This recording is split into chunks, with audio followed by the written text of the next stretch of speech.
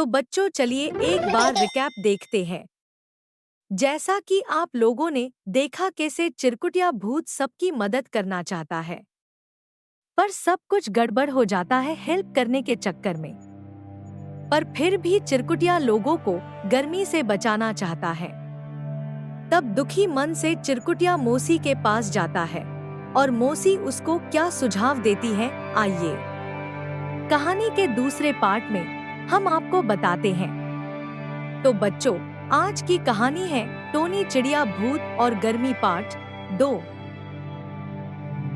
तो टोनी मौसी चिरकुटिया भूत से बोली, ठीक है चिरकुटिया, क्योंकि तुम सच में लोगों की मदद करना चाहते हो तो मेरी बात ध्यान से सुनो। यहाँ से मीलों दूर पहाड़ के दूसरी तरफ एक घना भयानक जंगल है। वहाँ हमारे भूतों के सरदार धमाका दादा रहते हैं। अब उनकी काफी उम्र हो गई है, तो उनको कुछ याद नहीं रहता, पर उनको तुम अपनी भलाई की बात बताओगे तो वो तुम्हारी मदद जरूर कर देंगे। फिर क्या, चिरकुटिया काफी खुश हो जाता है और अपनी टोनी मौसी से बोलता है, अरे मौसी, ये बढ़िया बात बताई आपने। अब आप फूलों की माला इस सुपर हीरो चिरकुटिया के लिए रखना और टीवी और पेपर की न्यूज़ जरूर देखती रहना। मैं इतना फेमस हो जाऊंगा कि टाइम ना मिले शायद आपसे मिलने का। ओके मौसी, अब मैं चलता हूँ। टाटा बाय बाय प्यारी मौसी। फिर चिरकुटिया कई पहाड़ों को पार करके फाइनली भूतों के सरदार धमाका दादा के पास पहुंच जाता है। चिरकुटिया धमाका दादा के पास पहुंचता है और सारी बात धमाका दादा को बता देता है। धमाका दादा काफी खुश हो जाते हैं और चिरकुटिया से बोलते हैं, तुम एक नेक काम करने जा रहे हो। वेरी गुड चिरकुटिया, मैं जरूर तुम्हारी मदद करूंगा। फिर धमाका दादा एक बहुत बड़ी चमत्कारी जाली देते हैं और चिरकुटिया से बोलते हैं, ये लो चिरकुटिया, ये सूरज के ऊपर ढक देना तो मौसम ठंडा हो जाएगा।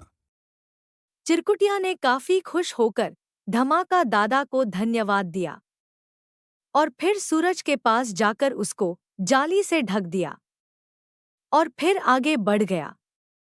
सूरज को जाली में ढकने से संसार के कुछ लोग बहुत खुश हो गए और चिरकुटिया को धन्यवाद देने लगे और चिरकुटिया भूत की जय, चिरकुटिया भूत की जय के नारे लगने लगे।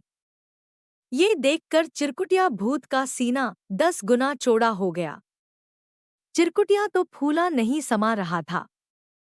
चिरकुटिया खुद से बोला, अरे कितना फेमस हो गया रे भाई मैं। थोड़ा और टीवी और पेपर में मेरी फोटो और न्यूज़ आ जाए, फिर मौसी के पास फूलों की माला पहनने चलूंगा।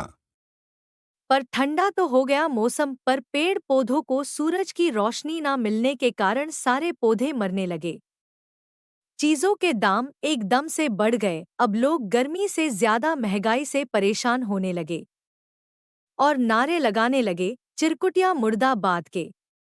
ये सब टीवी और न्यूज़पेपर में आ गया। मौसी ने चिरकुटिया को तुरंत बुलाया और बोली, हो गए फेमस टीवी और न्यूज़पेपर में। बोली, मुझे क्या पता था तू ऐसा कुछ करने वाला है। और वो भुलक्कड़ बुढ़ा धमाका भूत, उसको तो लगता कुछ समझ नहीं आया होगा। अब जाओ और तुरंत सूरज से वो जाली हटाओ, नहीं तो और पाप बढ़ जाएंगे तेरे। चिरकुटिया काफी दुखी था कि फिर से काम बनने के बदले बिगड़ गया। वो जाता है और सूरज से जाली हटा देता है। फिर से मौसम पहले जैसा हो जाता है। पेड़ पौधे नॉर्मल हो जाते हैं और महंगाई भी खत्म हो जाती है। चिरकुटिया फिर दुखी मन से मौसी के पास जाता है और बोलता है, मौसी, अब से मैं कोई भी भलाई का काम नहीं करूंगा। मेरे पाप और ज्यादा बढ़ गए पहले से। पर चिरकुटिया खुश था कि जीवन नॉर्मल हो गया और जाता है। फिर से अपने पेड़ पर बैठकर झूला झूलते हुए सो जाता है।